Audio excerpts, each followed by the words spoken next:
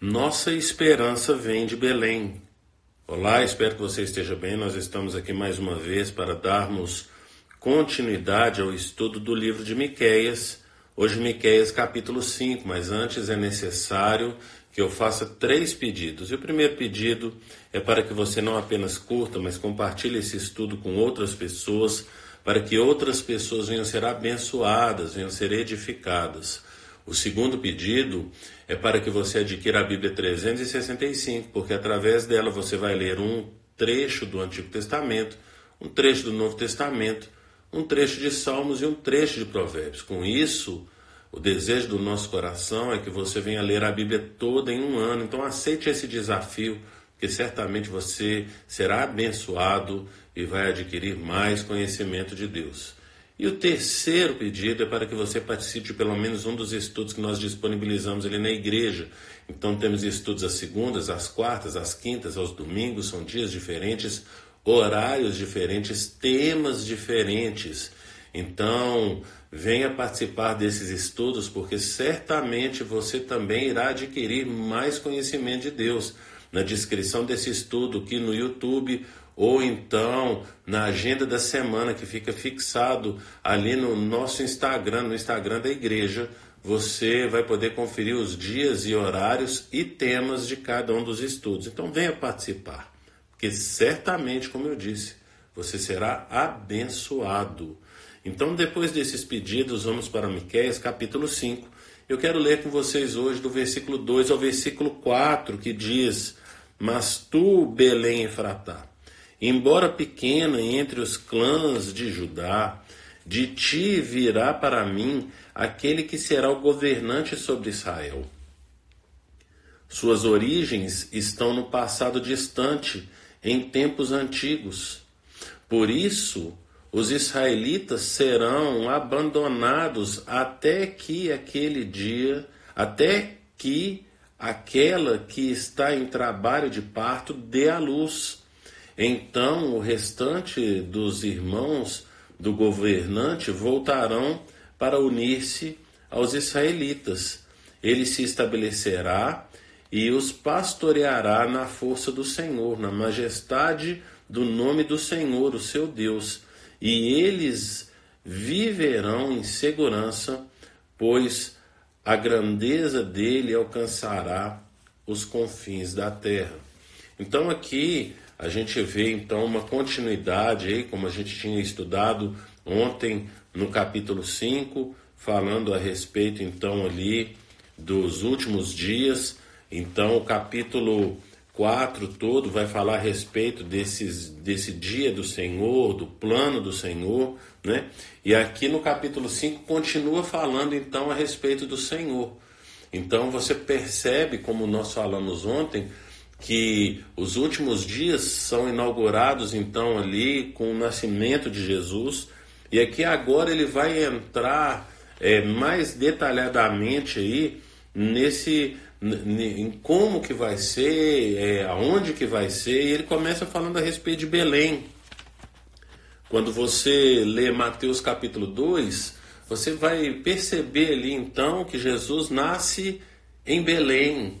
Os magos ali, quando vão falar com Herodes, eles vão falar a respeito então da cidade de Belém ali, e eles estão então se encaminhando ali para Belém, que estudaram as escrituras e perceberam então tudo que estaria acontecendo ali, que estava se cumprindo ali a palavra do Senhor. E aí eu preciso lembrar, como já falei aqui, desse período aqui de escrita de Miqueias, que é aí no século 8 antes de Cristo. Então você tem 8 séculos antes, né, do nascimento de Jesus, o profeta já falando como que tudo vai se dar.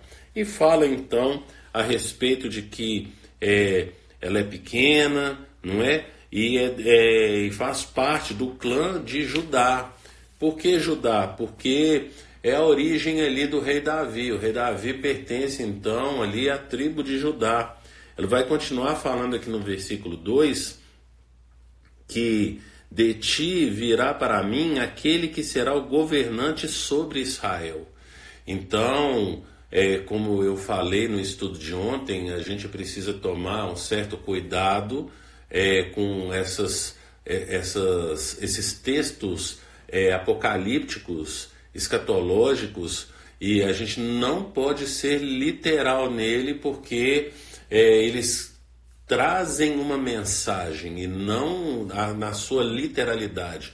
Mas o que eles querem dizer com isso? Então, quando fala aqui, então, que que de Belém virá aquele que irá governar sobre Israel, não é um governo sobre o Israel humano, o Israel, o Estado de Israel, os israelitas apenas sobre os descendentes, mas Israel como um povo de Deus, um pacto, então, uma aliança que Deus fez ali, então, com Abraão, Isaac e Jacó. Jacó que teve seu nome, então, mudado para Israel. Então está falando a respeito do povo de Deus. Então eu não posso reduzir povo de Deus apenas àqueles que são descendentes sanguíneos, então, de Abraão, Isaac e Jacó, mas para todos aqueles que nasceram de novo, como Jesus vai falar com Nicodemos ali no Evangelho de João, capítulo 3. Então esse sim é o Israel de Deus. E aí então ele vai falando a respeito então desse que irá governar, que é Jesus governando sobre todos os cristãos, e que a origem dele está num passado distante, em tempos antigos. Ou seja, aqui o profeta está voltando então para Jessé, não é assim? Pai ali de Davi, a origem dele ali é humilde, de Jessé, de Davi, e o cumprimento então da promessa que foi feita para Davi. Depois aqui no versículo 3, ele vai falar que por isso os israelitas serão abandonados até que aquela que está em trabalho de parto dê à luz. Então, o que esse texto está trazendo? Está trazendo uma palavra que Israel não vai ter rei até chegar em Maria, quando ela vai estar grávida e vai dar à luz a Jesus. E Jesus, então, é a continuidade, a extensão do rei Davi. E aí você pode ver ali na genealogia de Jesus, né, que está ali no Evangelho de Mateus, também ali no Evangelho de Lucas. São os dois lugares ainda onde constam ali a genealogia de Jesus. E você vai perceber então que depois da queda de Jerusalém, né, no ano 586, não houve mais rei até chegar então em Jesus, que é o nosso rei, o rei Jesus. E ele continua no versículo 3 falando: então o restante dos irmãos do governante voltará para unir-se aos israelitas. Então agora, não é assim? A gente vê ali no Evangelho de João, falando que Jesus era o unigênito de Deus, mas que depois ele vai se tornar o primogênito, né? Unigênito é o único filho de Deus, primogênito, o primeiro filho de Deus, e nós todos filhos de Deus. Nós precisamos entender que todos os seres humanos não são filhos de Deus. Todos os seres humanos, todas as pessoas são criaturas de Deus.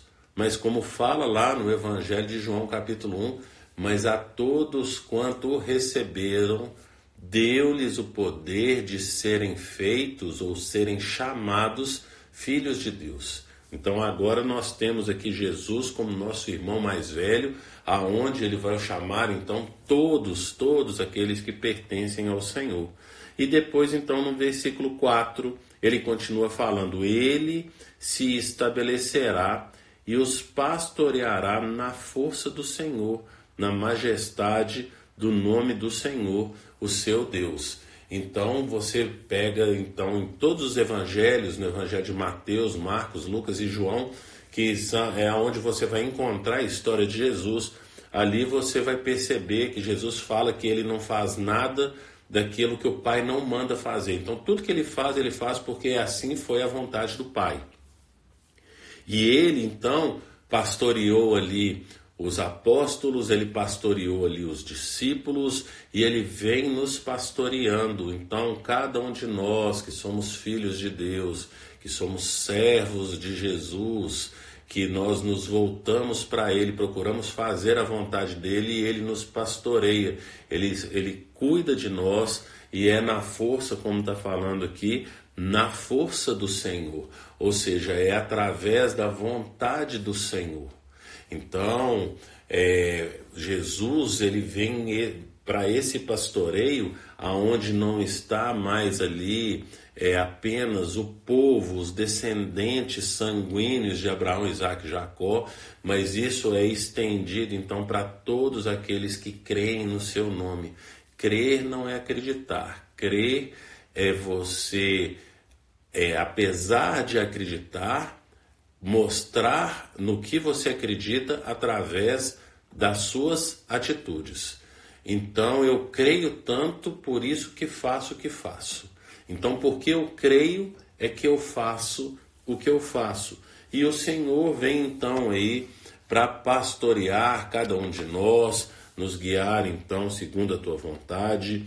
E o texto continua falando, e eles viverão em segurança, pois a grandeza dele alcançará os confins da terra, que é o que a gente acabou de falar então aqui a respeito de que não está apenas recluso ali aos descendentes sanguíneos de Abraão, Isaque e Jacó, mas a todos quanto receberam, a todos que ouviram a pregação do Evangelho, creram no Evangelho e se renderam ao Evangelho de Cristo.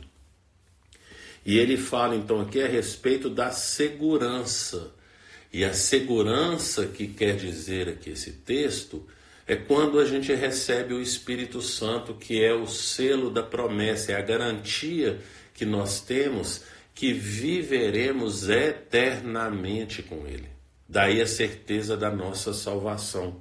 Então o texto vai trazer para nós a origem, tudo aquilo que iria acontecer ao longo aí dos séculos, até chegar nos nossos dias, onde cumpre-se então a vontade de Deus, e Ele nos sela com seu Espírito Santo, e nele nós temos segurança. Nele no Pai, nele no Filho, e nele no Espírito Santo. Pense nisso, e que o Senhor te abençoe.